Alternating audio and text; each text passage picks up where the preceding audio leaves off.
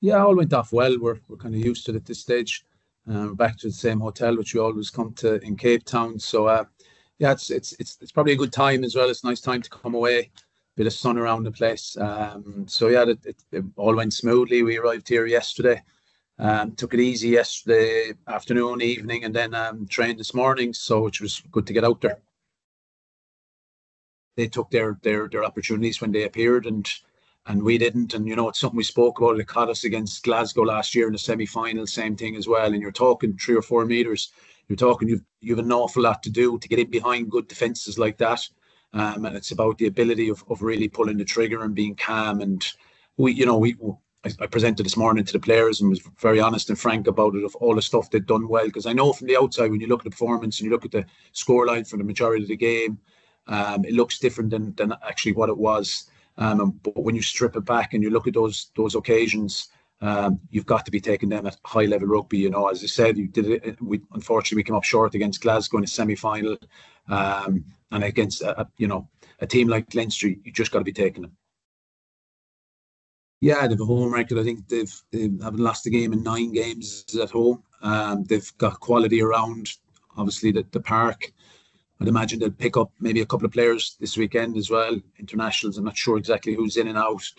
It's still unsure, but I think no matter who goes out to the park with the power they have, I know the scoreline was quite heavy against Edinburgh, but and against, when you look at the Ospreys game, you look back at those games, I don't know that the scorelines really reflected.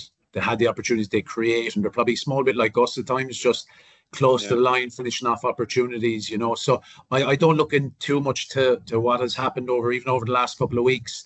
As I said, they're at home. They have the quality that if our game gets loose, how well they can capitalise, and they've got some unbelievably individual players as well on top of it. So they're a danger at home. They're going to be obviously fired up. As I said, they're coming off I suppose a high scoring game last week against Edinburgh, which, as I said, probably didn't reflect the game until the last 15, 20 minutes. And obviously, David, I'm sure in the back of their minds of when the last time we played each other, which was in the same stadium in front of 50,000 people. And fortunately for us, we came out on top, but they'll be talking from the other side of the ball. Yeah, very good. They obviously stayed back. They didn't come home for obvious travel reasons. Did a good tour themselves. Collectively and individually, they all went quite well. So they brought a nice little energy, or they had nice little energy here when we arrived. So yeah, all settled in well, and you get together quite quick. So he's excellent. He's very good. He takes things on. He's very coachable. He takes it on very, very quickly and easy. He came from a system similar enough. There's obviously different little bits and pieces, nugget-wise, that would change from Connacht. But he's been hugely impressive. He's a very durable guy as well. He just has his ability. I said at the start of the season when I saw him, I obviously saw him from coaching against him. He has the ability of getting his nose through that gain line, and he's very, very good offloading skills. And it's about our players feeding off him. And I think you could see it on the weekend.